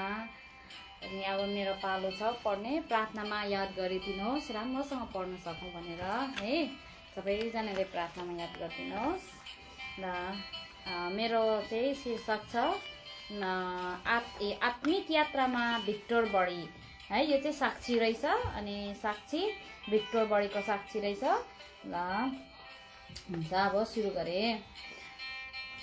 पवित्र शास्त्रमा यो लेखिएको छ कि असल शासन गर्ने धर्म गुरुहरू मण्डलीका अगुवाहरू 2 गुणा आदरका योग्य गनिन्छन्, विशेष गरी जसले वचनको प्रचार र शिक्षामा परिश्रम गर्दछन्। तिमोथी 5:17। प्रभु यीशु ख्रीष्टको जिउँदो उदाहरणलाई नै हेर्नु हो भने उहाँ सांसारिक जीवनमा भएर पनि परमेश्वरकै पुत्र हुनुहुन्थ्यो, तापनि उहाँले भोग्नु भएको शासनाद्वारा उहाँले आज्ञा पालन गर्न सिक्नुभयो। हिब्रू 5:8बाट। अनि यस्तै दुःख उठाएको समयमा उहाँले भन्नुभएको थियो, मेरो जुवा तिमी आफैले बोक र मसँग सिक, किनभने म विनयी र नम्र हृदयको छु। मत्ती 11:29। प्रभुको यही आज्ञालाई पालन गर्दै कठिन परिस्थितिसित जुझ्दै आत्मिक यात्रामा लगभग वीरको संज्ञा लिइसक्नु भएकी हाम्री आदरणीय बढी भिक्टर प्रधानको साक्षात्कार उहाँकै शब्दमा प्रस्तुत छ। म र मेरी विधवा आमा वर्षमा एकपल्ट तीर्थयात्रा गर्न जान्थ्यौं। पश्चिम नेपाल मेरो जन्मथलो, त्यहीबाट अयोध्या हुँदै काशी भन्ने ठाउँमा बैतरणी तर्न पाइन्छ भनेर तीर्थ गर्न गयौं। त्यसपछि दार्जिलिङमा पनि देव देवताको दर्शन गर्न आयौं अनि त्यहाँ केही समय बसे पश्चात आमाले फेरि काशीमै फर्कने इच्छा गर्नुभयो। तर मलाई कुनै किन दार्जिलिङबाट फर्कन मन लागेन। त्यसबेला पञ्चनाथ बडाकी बहिनीसित हाम्रो परिचय भएको हुनाले मलाई केही बहुमूल्य वस्तु दिएर त्यही घरमा बस्ने प्रबन्ध मिलाए आमा काशी बनारस फर्किनुभयो। त्यसपछि मेरो आमासँग भेटघाट हुन सकेन। पछिबाट भाइले पहाडबाट खबर दिए कि आमा यस संसारबाट बितेर जानुभयो भनेर। म दिनहुँ सूर्यलाई अर्घ चढाउने व्यक्ति, प्रभुका दास दासीहरू, सुमित्रा दिदी, मुखिया दिदी, भिक्टर दाजु, अन्यहरू आएर वचन सुनाउनुहुन्थ्यो। तर म कट्टर हिन्दू भएकीले कानै थाप्दिन थिएँ। त्यस बखत परमात्मा परमेश्वरलाई आत्मा अनि सच्चाइमा बस्नु पुज्नु पर्छ भन्ने हामीलाई थाहै थिएन। यूहन्ना 4:21-24 अनुसार कुनै स्थान विशेषमा होइन, तर आत्मा अनि सत्यतामा परमप्रभु परमेश्वरको उपासना गर्नु पर्दो रहेछ। त्यस बखत के पत्तो संसारको देवले अन्धा पारिदिएको छ भनेर। सृष्टिकर्ता परमेश्वर जसबाट सम्पूर्ण कुराहरू हुन आए, यूहन्ना 1:12। उहाँलाई नपुजेर सृष्टिका थोकहरूको पूजा अर्चना गर्ने अन्धो व्यक्ति म त्यसैमा मस्त थिएँ। त्यसबेला डाक्टर एएम रोडमा सेवा हुँदो रहेछ। त्यस बखतका खाँटी सेवक सेविकाहरूको परिश्रमको फल व्यर्थमै जाँदैन भन्ने कुरा मलाई के थाहा। गर्भवतीको पेटमा शिशुको हड्डी बनिए झैं चालै नपाई पवित्र आत्माको काम हुन्छ भन्ने पनि त्यस बखत मलाई थाहै थिएन। दार्जिलिङबाटै धाएर कालिम्पोङमा समय समयमा गएर चियापत्ती बेच्ने सल्लाह भयो। यसरी धाउँदा धेरै कुरोको असुविस्ता भएकोले म कालिम्पोङमै बस्न थाले। एक समयको कुरो, दिदी सुमित्राले मलाई उहाँको जीवन गवाही सुनाउनु भयो। प्रभु येशूलाई ग्रहण गर्न भन्दा पहिले दिदी एक कट्टर प्रणामी धर्मपन्थी हुनुहुँदो रहेछ। मलाई कसो कसो वचन सुन्ने इच्छा भयो। ध्यान दिएर सुन्दा सत्य त यता पो रहेछ कि कसो भन्ने जस्तो लाग्यो। प्रभु यीशु ख्रीष्ट सप्रमाण बौरी उठ्नु भएको प्रभु हुनुहुँदो रहेछ। मैले मान्दै गरेका देवी देवताहरू त मरिगएका छन् भन्ने विचार मनमा गढ्यो। तब मरिगएका देव र भगवानहरूले मलाई कसरी मुक्ति दिन सक्छन् भन्ने विचारले ममा आत्मामा उथुल पुथुल ल्यायो। संगतिको यस्तै सिलसिलाको फलस्वरूप 25 अगस्त 1955 प्रभु यीशुलाई ग्रहण गरे अनि प्रभुमा पाप क्षमाको अनुभव गरी लगातार संगतिमा रहे। 1958 सालमा मिसन कम्पाउन्डकै ट्याङ्कीमा बप्तिस्माको गवाही दिने मौका मलाई प्रभुले प्रदान गर्नुभयो। त्यसपछि परमेश्वरको वचन प्रेरित 2:42 अनुसार संगतिमा रहेर आशिषित हुने मौका मिल्यो। जीवन अर्थपूर्ण लाग्न थाल्यो। यसरी संगतिमा रहँदा बस्दा एक आइतबार आराधनाको दिनमा प्रभुका दासले वचन ल्याउँदा मेरो कामको निम्ति को जान्छ भन्ने वचन ल्याए। मरिरहेका आत्माहरू खोजी आत्माहरू अनेकौं भएको तर प्रभुको सुसमाचारको काम गर्ने खेतालाहरूको कमी भएको बारे यो गहकिलो हृदय छोड्ने आत्मा जागृत गराउने वचन थियो। प्रभुको सेवामा निस्कन चाहनेहरूले हात उठाउनुहोस् भन्ने आह्वान प्रभुका सेवकले त्यस बखतै गर्नुभयो।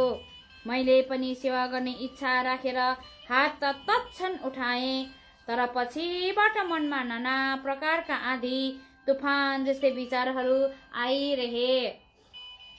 म लजालु स्वभावको वचन सुनाउन समेत ढङ्ग नपुग्ने, कसरी अर्काको घर घर गई सुसमाचार सुनाउन सक्छु भन्ने शङ्का उपशङ्काहरू मनमा उब्जिरह्यो।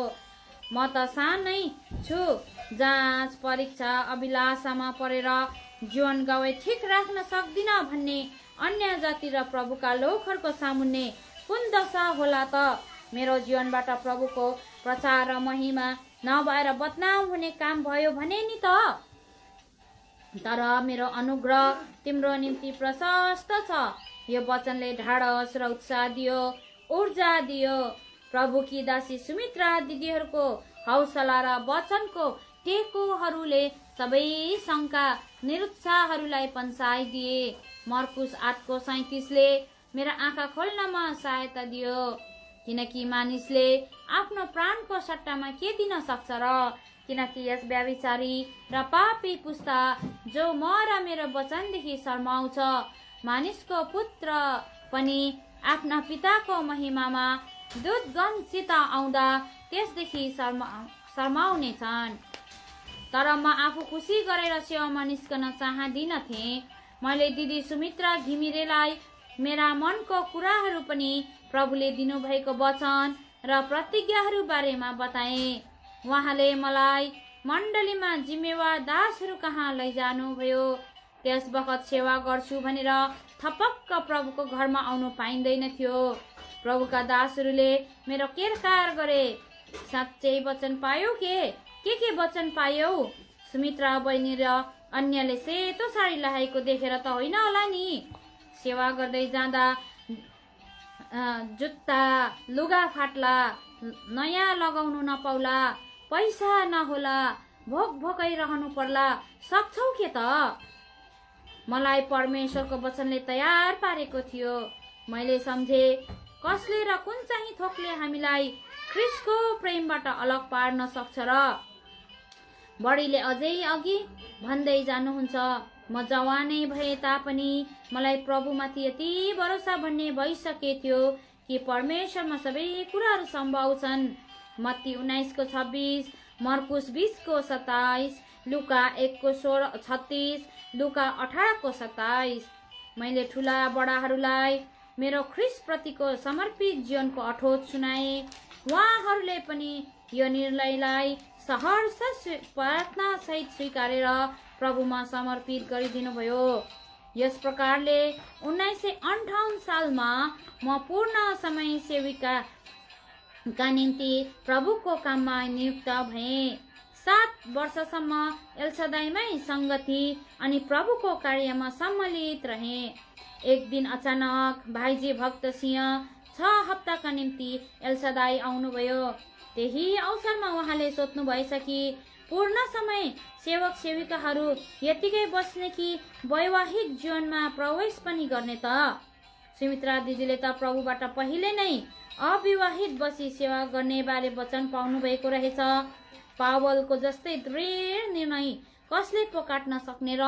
प्रभुको यो प्रष्ट बुलवाटलाई उहाँलाई त यो वैवाहिक जीवनदेखि छुटकारा मिलिहाल्यो। अब हामी रहेका 7 जनालाई प्रार्थना गरी प्रभुको इच्छा खोज्ने आदेश भयो। हामीले प्रार्थना गर्न थाल्यौं। मण्डलीको प्रार्थना र सल्लाह बमोजिम मेरो 29 अप्रिल 1964 मा पवित्र विवाह भयो। तर विवाह भन्दा धेरै पहिला नै हामी प्रभुमा विश्वासीहरू 1 हप्ताका निम्ति सिलगढीमा सुसमाचार प्रचारको कार्य गरेका थियौं। विधान मार्केटमा दार्जिलिङबाट बसाई सरेकी एकजना बोजूको घरमा हामी बस्थ्यौं। खाना आफै पकाएर खान्थ्यौं। त्यहीँबाट नक्सलबाडी, मतिगढा आदि ठाउँहरूमा जहाँ जहाँ हाट लाग्थ्यो तिनै ठाउँहरूमा हामी गएर प्रचार गर्थ्यौं। एक दिन बोजूको घरमा सेवा हुँदा थुप्रै मानिसहरू अनि आर्मीहरू समेत भेला भए।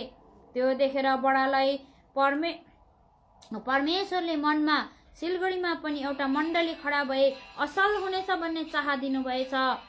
अनिता बडाले अन्य जिम्मेवार दासहरूसित यो आत्मिक बोझ राख्नुभएछ। अनि मण्डलीमा निरन्तर प्रार्थना गर्न थाल्यौं। माग त पाउनेछौ, प्रतिज्ञा प्रभुले पूरा गर्नुभयो अनि सेवा सुरु भयो बोजूको घरकै एउटा सानो कोठामा। त्यो समय हाम्रो विवाहको बारेमा सल्लाह प्रार्थना आदि चल्दै थियो। हाम्रो विवाहपछि भाइजी भक्त सिंह अनि अन्य दासहरूले हामी 2 जनालाई सिलगढीमा सेवा चलाउनु भनेर नियुक्त गर्नुभयो। त्यसपछि सेवा अर्काको घरमा गर्नु हुँदैन भनेर ठुला बडाहरूको सल्लाह अनुसार घर खोज्न थाल्यौं। फलस्वरूप त्यस बखतको रुपियाँ 20 प्रति महिना भाडामा हैदारपाडाको एउटा घरमा सेवा गर्न थाल्यौं। कालिम्पोङ होम्सका फुर्बा तामाङ दाजु र उनकै भाइ नामछिरिङ तामाङको नोकरी सिलगढीमै भएकोले उहाँहरू यतै बस्नुहुन्थ्यो। त्यसैले उहाँहरू पनि सेवा आउन थाले। फलस्वरूप हामी 4 जना विश्वासीहरू भयौं। त्यसपछि त नरजित तामाङ भाइ पनि नोकरी सरुवा भएर सिलगढी आउनुभएछ। पछि सेवामा आउन थाल्नुभयो।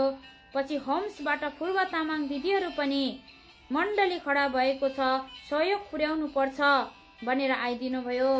त्यसपछि घर घर धाउने भिजिटको सेवा जोडतोडले सुरु भयो।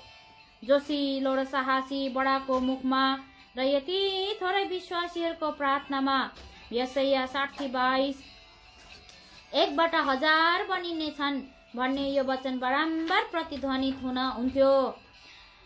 यो सानो झुण्डका विश्वासीहरूमा एकता, प्रेम, अठोट र परिश्रम पर्याप्त थियो। यसै बाहिरबाट हेर्दा आर्थिक अवस्था विश्वासीहरूको संख्या कमजोर थियो। तुरन्तै प्रतिफल नदेखिने तर परमेश्वरको साँचो आदेश पाएका रहेछौं। हामी एकमुठी दासदासीहरूले।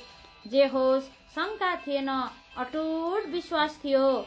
हिब्रू 13:5 एकजना हाबिल भन्ने पुरानो विश्वासी सिलगढीमै कतै छन् भन्ने कुरा बडाले कतैबाट चाल पाउनु भएछ। बडाले उहाँको खुरन्दर खोजी गर्नु भएपछि थामीका आमा भन्ने दिदीको परिवारसित मिलेर भाइ हाबिलको परिवार पनि त्यही घरमा बसेका रहेछन्। यसरी थामीकी आमाले पनि प्रभुलाई ग्रहण गरिन्। यसरी पछि त विश्वासी जनहरू अनि सेवक सेविकाहरू थपिँदै गए। सुरुका ती दिनहरू याद आउँछ जति बेला हामी 2 लोक्ने स्वास्नी मात्र प्रचार धावामा जान्थ्यौं। बडा र प्रभु थिए मलाई ढाडस दिने अनि म र प्रभु नै थियौं बुढालाई साहस प्रदान गर्ने। अनि त थियो हाम्रा साथमा निरन्तर प्रार्थनामा सहायता गर्ने सहयोगीहरूको साथ। बडाले गर्ने प्रार्थनाहरूमा मर्कुस 11:28 को खुबै याद आउँछ। बडाले जोश सहित प्रभुको सुसमाचार हिन्दीमा प्रचार गर्नुहुन्थ्यो। म कनीकुथी उत्साहसित नेपालीमा उल्था गर्थे। यसो गर्नुका कारण एउटै सुसमाचार नेपाली दुवै थरीका मानिसहरूले सुन्न पाउन् भन्ने थियो। साथ दिने कोही थिएनन्। बस प्रभुका आज्ञा र नाममा गइरहेका प्रियजनहरूको आत्मा बचाउको चाह मात्र थियो। अनि थियो प्रभुको सदैव रहने साथ। यसै परिस्थितिमा हेर्दा त सुरुमा निराशाजनक देखिन्थ्यो, तर तिम्रा बडा पटक्क निराश नहुने प्रभुका प्रतिज्ञाहरूमा स्थिर भएर अडेसिएका सेवक हुनुहुन्थ्यो। प्रेरित 18:9-10 नडराऊ तर बोल्दै जाऊ, धेरै नै मानिस छन्। उहाँलाई आज्ञालाई उहाँले बातमा दोहोऱ्याइरहनुहुन्थ्यो। यो वचन प्रतिज्ञा न त उहाँले कहिल्यै बिर्सनु भयो न मलाई बिर्सन दिनुभयो। 2 जना मात्रले प्रचारको समयमा सुसमाचारका गीतहरू गाउँदा म जानी नजानी डफ ट्यामोरिन बजाउँथे। हामी दुवैको पिठ्यूमा ट्र्याक्सको झोला हुन्थ्यो। पछि त श्रीमती फुर्वाले पनि प्रचारमा सहायता गर्न थाल्नुभयो। हामीलाई धेरै सहयोग मिल्न गयो। मण्डली बडो मुस्किलले चल्दथ्यो। खानु पिउनु पहुना आदि हेर्नु सबै कुरामा गाह्रो पर्थ्यो। हुन त एलसदाईबाट सहायता पाउँथ्यौं, तर दरकार परे कि कता भन्नु माग्नु मन मान्दैन थियो, अप्ठ्यारो लाग्थ्यो। हप्तामा उठेको भेटी मुस्किलले 5 रुपियाँ जति हुन्थ्यो। घरको भाडा 20 रुपियाँ थियो। सानो तिनो बिसन्चो वा बहानाले गर्दा घरमा बस्ने प्रश्नै उठ्दैन थियो। प्रतिदिन नै ट्र्याक्स पुस्तिका लिएर प्रचारमा निस्कनु नै पर्थ्यो। म मेरो नानी नजन्मिन्जेलसम्म दिनहरूमा प्रचारमा गई नै रहे। धेरै पछि एक दिन एकजना भुटानी शरणार्थी बडा भिक्टरको नाम सुनेर सिलगढी मण्डलीमा आइपुग्नु भएछ। त्यस बखत उहाँ नेपालको बेलडाँगीमा बस्नु हुँदो रहेछ।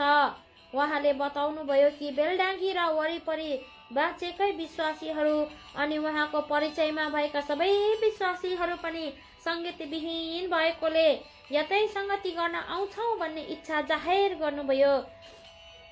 उनीहरू यता संगतिमा आउन थालेपछि यताबाट उता नेपालतिर पनि संगति दिन जाने काम सुरु भयो।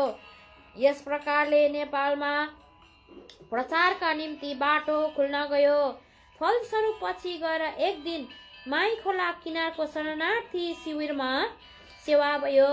धेरै विश्वासीहरू भेला भए। त्यति बेला थाहा पायौं कि भिन्न ठाउँमा विश्वासीहरू संगतिविहीन रहेछन् भनेर। अब भुटानी शरणार्थीहरूका बीचमा जोडतोडले सेवा सुरु गर्न थालियो। यसरी बेलडाँगीबाट सेवा सुरु भएर नेपालको प्राय सबै ठाउँहरू पथरी, महावंश, सैनिक, भद्रपुर आदि अब त नाउँ पनि भुलिसके सेवा सुरु भयो। हामी बिबी तामाङको घर भद्रपुरमा गोरु गाडीमा जान्थ्यौं। आज हाम्रा शरणार्थी भाइ बहिनीहरू सबै विदेशिएका छन्। ठुला देशहरूमा मण्डली खडा गरेका छन्। दार्जिलिङ, कालिम्पोङ र अरू ठाउँहरूबाट त्यहाँ आत्मिक पोषण दिन देखरेख गर्न हाम्रो दाजुभाइ दिदी बहिनीहरू गएको देख्दा खुसी लाग्छ। उहिले दुःख उठाएर शरणार्थीहरूसित सेवा गरेको फलस्वरूप आज संसारभरि मण्डली स्थापित भइरहेछ। प्रभुको बडाई होस्। भिक्टर बडा भन्न साथ एकदमै अनुशासित मण्डलीको स्मरण भइहाल्छ। उहाँकै अर्धाङ्गिनीको हैसियतमा आजको मण्डली कस्तो देख्नुहुन्छ भनेर प्रश्न गर्दा हो भिक्टर बडा भनेपछि सबै डराउँथे। उनी कहिले हाँसठट्टा नगर्ने, नचाहिँदो गफ नगर्ने। जसले प्रभुलाई प्रेम गर्थ्यो, सेवा गर्थ्यो, उसलाई औधी माया गर्नुहुन्थ्यो। सुरुका दिनहरूमा मलाई पनि खुबै डर लाग्थ्यो। मसँग पनि धेरै पल्ट कडा व्यवहार गर्नुभएको छ। रुखो बोली गर्नुहुन्थ्यो। तर नजिकबाट बुझ्दै जाँदा उहाँको हृदय त प्रेमले भरिएको हुँदो रहेछ। कसैलाई उनको रुखो बोली र व्यवहारले चोट वा ठोक्कर लागे तुरुन्तै आफ्नै अन्दाजमा मलमपट्टि पनि गरिहाल्थे। उनी समयको एकदमै ख्याल गर्ने, अनुशासन कायम राख्ने पक्का प्रभुका दास हुनुहुन्थ्यो। तर अहिले चाहिँ त आकाश र पातालको फरक आएको छ। विश्वासी जनहरूका चालचलन, भक्ति, आत्मिकता, विश्वास, भरोसा, यहाँसम्म कि परमेश्वरको डर पनि हल्का भएर गएको छ। अनुशासनलाई कायम राख्नु हो भने परमेश्वरको डर राख्नुपर्छ। यसको निम्ति बाइबलको शिक्षामा कडाकडी गर्नुपर्ने हो। गोठालाहरू आफैले आफ्नो साक्षी ठिक राखेर, तर आजको मण्डलीको अवस्था देखेर दुःख लाग्छ नि। हामीले कताबाट सुरु गर्यौं, मण्डली कतातिर गइरहेको छ। 50 वर्षको सेवाको अन्तरालमा आफू सबैभन्दा खुसी र दुखी भएको क्षण चाहिँ मैले आफ्नो पापलाई मानिलिएर मेरो निरस जीवनमा आनन्द खुसी दिनुभएको आत्मिक जन्म भएको दिन सबभन्दा खुसीको क्षण हो। अनि बडासँग शरीरमा बिछोड हुँदा धेरै दुखी भएका थिए, तर स्वर्गमा त बडालाई भेटिहाल्छु। हैदरपाडाबाट माउन्ट हर्मन सेवा घर भानुटोलमा कसरी सरुवा भएर आउनुभयो? बढी खुसी भएर भन्नुहुन्छ, जीवनमा परमेश्वरको चमत्कारी काम धेरै नै देख्यौं। हाम्रा भाल्डङ भुल्डुङ थुप्रै नानीहरू थिए। आर्थिक अवस्था शोचनीय थियो। तर एक दिन एकजना प्रभुका दास आएर हामीलाई जमिन किनिदिन्छु, नानीहरू पालन पोषण गर्न सहायता हुन्छ भन्दा पहिला बडाले अस्वीकार गर्नुभयो। तर पछि मैले प्रार्थना सहित सम्झाउँदा उहाँ मान्नुभयो। यसरी हामीलाई सानो जमिनको प्रबन्ध मिलाइदिनु भयो। अर्को हैदरपाडाको घरको मालिकले घर छोड्नु भन्नुभयो। घर खोज्दै आउँदा यही ठाउँमा अलिक पर घर पायौं, तर भाडा 50 रुपियाँ महँगो भयो। दार्जिलिङको डाक्टर दाजुले घर भाडा तिरिदिन्छु भन्नुभयो। त्यो जग्गामा 2 वर्ष बस्यौं। बडालाई आफ्नै जग्गा खोजेर मण्डली बनाउने चाह भएछ र प्रार्थनाको उत्तरमा एकजना अविश्वासी मानिसले यहाँ जमिन खाली छ, मुसलमानहरूले धेरै वर्ष अघि छोडेर गएको चर्च बनाउँछु भनेर जमिन दखल गर्नुहोस्, चर्च बनाउँछु भनेर जमिन दखल गर्नुहोस् भनेर सल्लाह दिए। तिनले नै बजारसम्म घेरा लगाइदिए। तर पछि स्कुल खोल्नका निम्ति पनि जमिन पाउनुपर्छ भन्ने विवाद उठ्दा पञ्चायतले स्कुल र चर्च दुवै पब्लिकको हो भनेर जमिन आधा आधा बाँडिदिए। त्यसपछि 1972 सालमा राङटाङबाट बाँस लिएर बाँस र खरको सेवा घर बनाएर 5 वर्ष सेवा गर्यौं। पछि काठको लामो घर बनायौं अनि 2000 सालमा आजको माउन्ट हर्मन बनाउन थाल्यौं। यसरी प्रभुको चमत्कारलाई थाहा गर्न सक्यौं।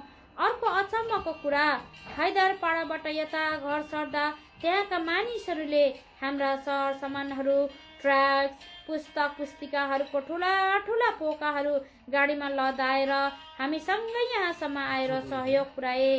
राति त तिनै मानिसहरू ती ठुल्ठुला पोकाहरू चोर्न आएछन्। बिचाराहरूले केही नपाएर भागे। वास्तवमा तिनीहरू त्यहाँका मस्तानहरू पो रहेछन्। तर प्रभुको कस्तो योजनापछि त्यही मस्तानहरूले पनि यो आजको जमिन जुटाउनमा सहायता पुर्याए। एक दिन हामी राति सुतिरहेको बेला अचानक ढुङ्गा मुढा बर्साउन थाले। यी क्रिस्चियनहरू कताबाट यता आए, बाहिर निस्की भन्दै ढुङ्गा हानेकै। त्यस समय हाम्रो खिड्की पनि थिएन। ठुलो छोरा र छोरीलाई जोगाउन हामी पर्यो। नानीहरूलाई एक साइडमा सुताएर प्रार्थनामा बस्यौं। केही समय पश्चात शान्त भयो र प्रभुलाई धन्यवाद दिएर हामी पनि सुत्यौं। भोलिपल्ट बिहानै पुलिसले बडालाई लिएर गयो। त्यो राति ढुङ्गा हान्ने मानिसहरूलाई थानामा पक्रेर लगेको रहेछ। एकजना विश्वासीले थानामा खबर दिएकोले गर्दा हामीले त्यस व्यक्तिलाई क्षमा दिएर प्रभुको स्तुति गर्दै फर्क्यौं। आत्मिक जीवन जिउँदा धेरै प्रकारको भनाइ, ठोक्कर, निराशा आए। तर प्रभुको सहायताले मलाई 5 जना छोरा छोरी र मण्डलीको पनि आमा भएर जिउन दिनुभयो। आज म खुसी छु। मैले सुसम्पन्न परिवार र मण्डली देख्न पाएँ। बडा गइसक्नुभयो, म पछि जान्छु। तर बडाको एउटा कुरा खड्किरहन्छ। उहाँ भन्नुहुन्थ्यो, सुरुमा अति नै पवित्रताले भरेको आत्मिक मण्डली थियो रे। बिस्तारै मण्डली सुस्त, लापरवाह विश्वासीहरू नामधारी मात्र बाहिर चिनिन थाले। त्यस्तो समयमा मण्डलीलाई सही मार्गदर्शन गराउन परमेश्वरले भाइजी भक्त सिंहलाई खडा गर्नुभयो। फेरि मण्डलीहरूमा जागृति आयो, खाँटी विश्वासीहरू जन्मन थाले। फेरि अहिले मण्डलीहरूमा त्यस्तै सुस्ततापना, अनेकता, सांसारिकता, लापरवाही आउन थाले। प्रभुले कोही न कोही दासलाई फेरि पक्का खडा गर्नुहुन्छ। सायद आजको मण्डलीको अवस्था देखेर बडाले सही कुरा गर्नु भएको रहेछ भनेर सोच्छु। प्रिय प्रार्थकवृन्द, प्रभु यीशु मसीहकी दासी, हाम्री प्रिय बडी जो प्रभुमा आदरणीय सेवक स्वर्गीय भिक्टर प्रधान बडाकी श्रीमती हुनुहुन्छ, उहाँको उक्त साक्षात्कारबाट म स्वयंले पनि आफ्नो आत्मिक जीवनबारे धेरै विषयहरू सिक्न पाएकी छु। यस्तो साक्षात्कार अनि प्रभुमा समर्पित जीवनबारे बुझ्न र सुन्न पाउँदा हामी आशिषित मात्र नबनेर जीवनमा होशियार बन्ने शिक्षा पनि पाइँदो रहेछ। यसका निम्ति बढीलाई धन्यवाद, साथै सुस्वास्थ्यको ईश्वरसित कामना राख्दछु। बहिनी लेखिका हुनुहुन्छ हाम्रो बहिनी पेमा जिम्मा, माउन्ट पिस्का दार्जिलिङबाट। सबैलाई जय मसीह, धन्यवाद। धन्यवाद प्रभुलाई धन्यवाद होस्, यहाँलाई पनि धन्यवाद हाम्रो साथमा रहिकन हामीसँग जो पनि वाचनमा सहयोग गर्नुभयो। यहाँ सबैजनालाई धन्यवाद। आज हामीले 15 पेजसम्म पढि गयौँ। भोलिदेखि हामी फेरि 16 पेजदेखि उसो पढ्नेछौँ। अनि यो 70 पूर्णाङ्क चाहिँ हामीले भोलि पर्सि गरेर सक्नेछौँ। भोलि चाहिँ हाम्रो फ्राइडे आराधना सेवा भएको कारणले गर्दा हामी चाहिँ सेवा सके पश्चात हामी आउनेछौँ। त्यसपछि सबैजना मिलेर पढेर भोलि चाहिँ हामी छिटै 4 बजे 3 बजेतिर 3:30 बजे 3 बजे यहाँको सेवा सकेपछि हामी लाइभमा आउनेछौँ दुध पानी लिएर। यसकारण हाम्रो लागि प्रार्थना गरिदिनुहोस् अनि तपाईँहरू पनि आएर हाम्रो साथमा आशिषको भागीदार बन्न सक्नुहुन्छ। अब हामी जाँदै अन्तिम प्रार्थना गर्नेछौँ। हाम्रो दाजु दमले अन्तिम प्रार्थना गर्दै हुनेछ।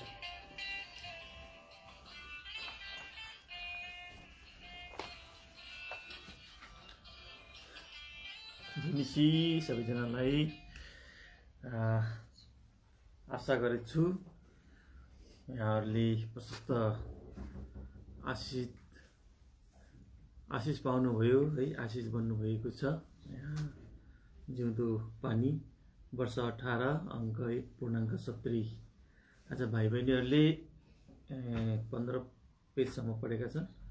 भोलिबाट फेरि पढ्ने निरन्तरता दिनुपर्छ। यहाँहरूले प्रार्थना गरिदिनु होला। हुन्छ, सहायता गर्नुभयो प्रभुले, धन्यवाद सहित अब हामी प्रार्थना गरिकन यो सेवालाई बन्द गर्छौँ है त। हुन्छ। दयालु कृपामय विश्वसुज्ञ धर्मी परमेश्वर, राजाहरूका महाराजा, ईश्वरहरूका जीवित परमेश्वर, हजुरको नाउँको बढाइ गर्छौँ। हजुर नै सबै थोकका शेर हुनुहुन्छ, जसले सबै थोक सृष्टि गर्नुभयो।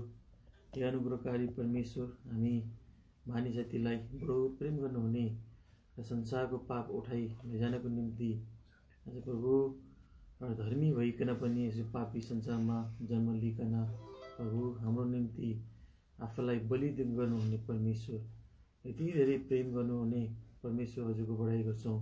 पिता, हजुरको चरणमा रहिकन हामीलाई यसरी प्रभु मिठो सङ्गति गर्ने सबै कुरा हाम्रो उठाइ बसाइ लवाई खवाइमा आशिष दिनुहुने, सुरक्षा गर्नुहुने हाम्रा सामर्थ्य परमेश्वर, जो हाम्रो असल गोठालो बनिकन हामीलाई हरियो खर्कामा चढाउनु हुने हाम्रा परम धन्य परमेश्वर पिता, हजुरलाई सबै कुराको निम्ति धन्यवाद दिन्छौँ। विशेष त प्रभु आज हजुरले यो अनलाइनको मार्फतबाट आफ्नो छोराछोरीलाई प्रभु यो जिउँदो पानी पढ्नमा सहायता गर्नुभयो। हजुरको जीवित उपस्थिति दिनुभयो। कुनै किसिमको बाधा अडचनहरू आउन दिनु भएन। प्रार्थनाको उत्तरमा हजुरको प्रिय लोकहरूले पनि यसरी संसारको हरेक कुना कुनामा रहेर प्रभु जसले सङ्गति पाइरहेका छैनन् अनि कतिले यो जिउँदो पानी यो आशिषमै यो प्रभु वचनहरूले भरिएको यो प्रभु यो पढ्न पाइरहेका छैनन् उनीहरूले पनि यो सुनिकन आशिष बनेका छन् भन्ने विश्वास गर्दछौँ। महान परमेश्वर हजुरलाई धन्यवाद छ। अब यसरी भाइ बहिनीहरूले प्रभु आज पुरा पढ्न पाएनन् समयको अभावले, अब फेरि भोलिबाट निरन्तरता दिनुपर्छ। हजुरले हामीलाई सहायता गर्नुहोस् बिन्ती प्रार्थना गर्दछौँ।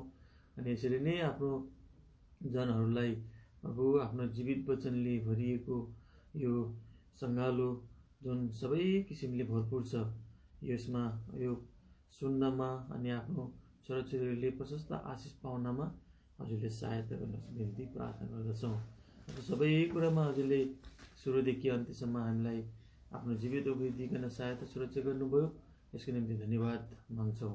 अब प्रभु आउने समयमा पनि यसरी सहायता गर्नुहोस् भन्दै अब रहेल समय हजुरको हातमा हाम्रो आत्मा प्राण सबै कुरा सुम्पिँदै दया अनुग्रह आशिष चाहँदै धन्यवाद सहित बिन्ती प्रार्थना मुक्तिदाता प्रभु यीशुको नाममा सुनि ग्रहण गर्नुहोस्। आमेन। प्रभु यीशु ख्रीष्टको अनुग्रह, परमेश्वर पिताको प्रेम, पवित्र आत्माको संगति हाम्रो बीचमा, सारा विश्वको बीचमा र जिउँदो पानी परिवारको साथमा आजदेखि सदा सर्वदा सेवा बनिरहेका हुन्। आमेन। जय मसीह। फेरि भोलि भेटौँला। जय मसीह। जय मसीह।